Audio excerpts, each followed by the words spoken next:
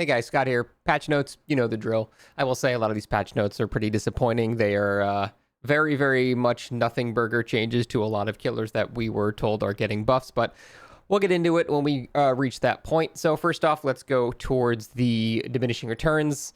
This is the system that's going to be basically curbing extreme outliers in terms of like builds. And, so like if you have 4 healing perks, each healing perk will be subsequently less effective on your character. Or if you're stacking a bunch of haste on killer or stacking a bunch of gen speed. Basically, they're trying to get away from people specializing into one specific thing and doing that way too well, and kind of bringing it back so everyone can have something like that, but it becomes easier to balance when there are less extremes on both sides. So this is a good change in my opinion. I know a lot of people might be disappointed that, their 7,000% haste clown build might not be okay, or their 8,000% gen speed build or whatever might not be okay, but overall I think this is a change that does need to happen. So try to view this as a long-term fix rather than to be, upset about something right now. I do think this is required long-term for them to have better perk design in the game going forward.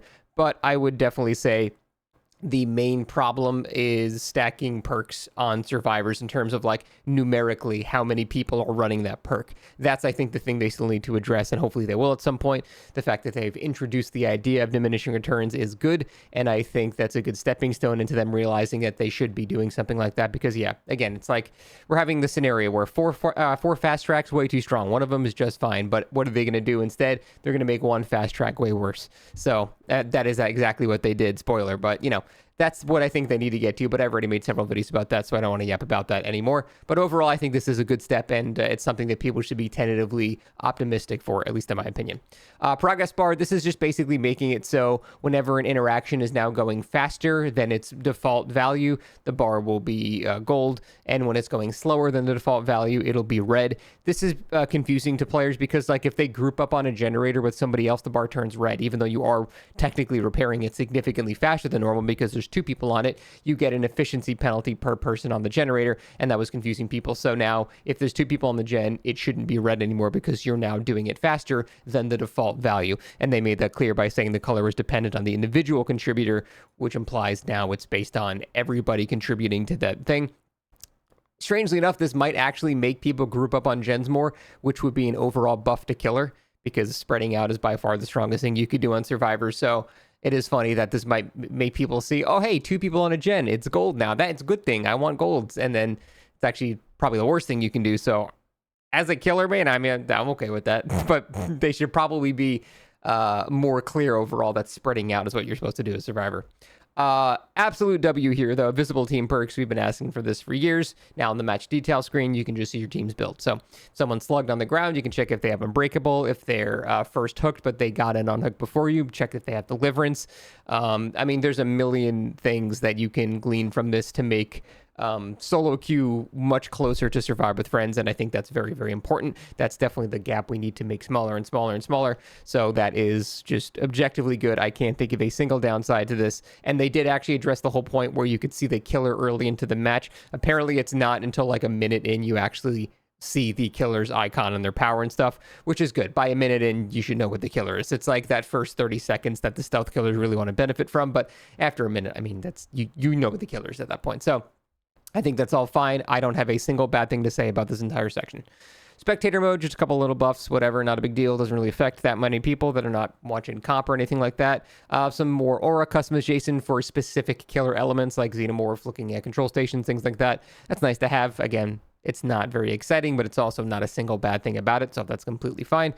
And now we come down to the nerfs and buffs. So Blight's movement speed is now 4.4, which I think is completely fine. Breaking it down, pallet reduces rush tokens to 2 below maximum. So basically you're going to get set back to 3 and resets current rush recharge rate to 0%. So that'll give you maybe like, 5 or 6 seconds to actually make some distance before he's right on your ass again, which I think is maybe the difference between you getting to a loop and not. So that actually could be a pretty significant nerf. Again, we're talking about a significant nerf to a killer who was the best one in the entire game, who is still going to be in probably the top 5, 6 killers. So honestly, he's still going to be fine, but there might be a little bit of backlash at the start from, Blight players that were not particularly good at Blight that just broke pallets and used this power to catch back up. That's basically the lowest form of Blight that exists, and frankly, getting killed by that type of Blight is a little frustrating because you know they're not even good at the killer, but they're still killing you because Blight is so strong. So this won't do that much to strong Blights. Strong Blights will still they'll still win vast majority of their games, but there are a couple of loops where 110% movement speed is going to feel a bit rough, even to very good Blights. So if you're talking about like Shelter Woods with like those short round rock loops, you're probably just going to have to like M1 there, unless there's like a tree you can bounce off nearby. It's going to become very RNG dependent because playing those loops as a 110 killer with no power is painful. But if there's like a tree or a rock or something you can bounce off of, it'll be just like normal Blight. So it's going to be hard to say. I don't play much Blight anymore.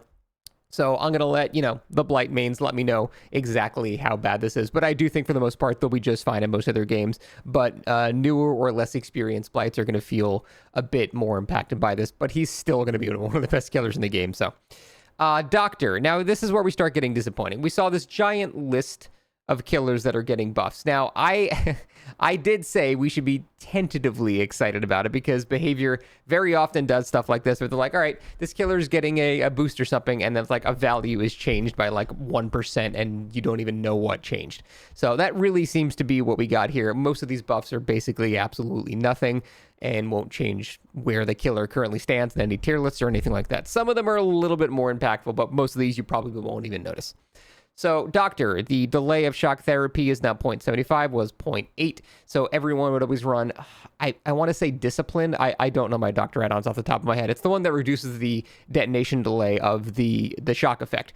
And you kind of need that, especially like on high ping, because you need that shock to happen before they commit to the vault or before they drop the pallet or vault a pallet or whatever.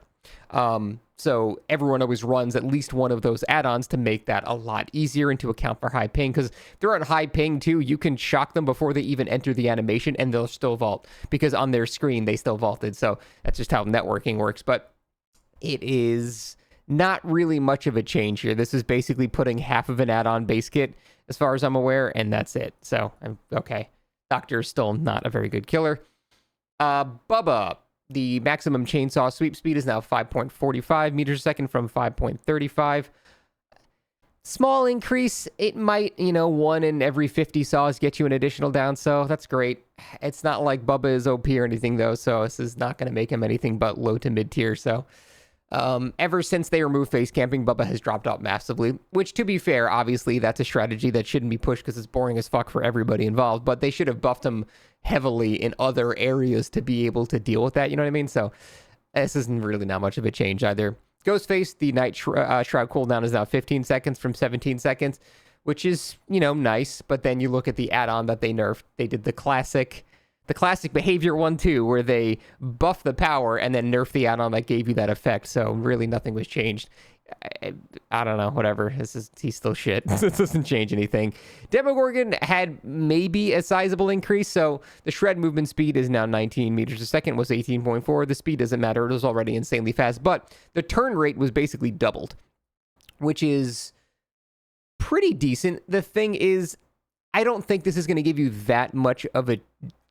It's not really going to practically change how well you can shred people. For those who don't understand what this means, basically when you shred in mostly a straight line. You can move a tiny bit left and right. This is going to double the amount you can move during that shred. So it might be a little bit better for adjusting for a very last second change in direction from a survivor. I'm going to have to play with this to really understand exactly what this feels like, but that could be pretty decent in my opinion. That's like something that gives his anti-loop a lot more flexibility in terms of last second adjustments, and it's going to be skill-based too, because you're going to have to flick the shit out of your mouse really quickly to be able to, adjust for where the survivor is trying to juke you. They also increased the duration of undetectable from coming out of portals to 12 seconds, which was 5 seconds. Doesn't really matter very much. He's extremely loud. He stomps around. He snarls. You're never going to get a grab or anything like that, but it might let you get a bit closer to somebody. Because 12 seconds from 5 seconds, that's a pretty sizable increase. I do think that is, putting, again, it's an add-on base kit, nerf the add-on type situation, but that is good because I never used to run that add-on anyway. So, I think that's overall fine, and I'm happy with that. So, Demogorgon actually got some pretty sizable buffs. He'll still be a mid-tier killer, but he'll be a bit better than he used to be, so that's nice to see. Dredge. Increased movement speed while charging Rain of Darkness to 4 meters a second was 3.8. So you used to move slightly slower than survivors while holding your power to try to, teleport back to a remnant or go into a locker or whatever. Now you move the same speed to Survivor. So this will make his zoning and loops slightly better. I know it's only 0.2 meters a second, but that difference is impactful because you are now not losing any distance anymore when you're trying to, mind game. It's a 50-50, let's be real. When you're trying to 50-50 a Survivor, you'll lose less distance now. So that is a buff, but Dredge is still a pretty sad killer. I think he's one of the weakest killers in the entire game, unless you're on like one of 3 maps in which he's actually extremely good. Every time someone defends Dredge, they're like, look at this game, and then it's Midwich, and you're like, yeah, no shit. Midwich is the map he's very good on. But other than that, he's usually pretty shitty and way too dependent on weird locker RNG and stuff like that. So Dredge, unfortunately, despite making his zoning a bit better, which is nice to see, still not going to be a good killer. Wesker actually got some pretty sizable buffs, which is weird because among these killers, he's probably the best one in this list. So decreased the recovery time of your limp bound to 2.7 seconds was 3 seconds. Again, a lot of this is adding add-on base kit, nerfing add-on, but it's still welcome to see because Wesker's got a lot of really good add-ons. You want to run like Jeweled Beetle and, maybe Egg or, Lion Medallion. He's got a lot of add-ons that you do want to run, and not having to run these other ones is pretty nice. Decreased charge time per token of 5 seconds, so he gets his power back faster, and increase the duration of chain bound window to 2.5 seconds was 2, so a little bit of base kit egg there as well. So overall, sizable buffs to Wesker. Strangely, the strongest one in this entire list, and he gets the most buffs, so it's kind of weird design philosophy there. This is probably the killer least in need of buffs, and he received the most buffs, so I don't know, whatever. Skull Merchant got the craziest buffs of all. She got new icons. I'm sorry. It's funny. This is like the list of all these killers. I mean, obviously other than Blight because he got nerfed. Of all these killers, Wesker is the strongest, at least in my opinion. And he gets the most buffs. Skull Merchant is the weakest, and she got literally no changes other than cosmetic icons. It's just funny to me. It's just, I mean, how can you not laugh at how stupid that is? I'm sorry. Unknown.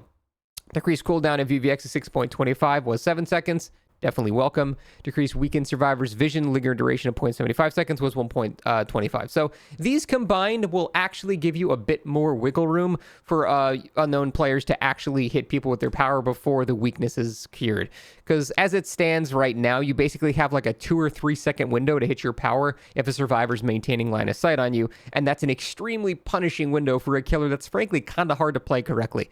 So this is going to give you a bit more wiggle room there, which is nice. Honestly, I think they could have gone even further with this, but overall I think this is a very safe change, and Unknown is already a pretty decent killer in good hands, but unfortunately he's dog shit if you're not a master with him. He's a very punishing killer that if you don't play perfectly, he's not very good. But for people that are very good in Unknown, this will be a nice change because, yeah, increasing that wiggle room even by an additional second is absolutely massive, so that'll be really nice to have.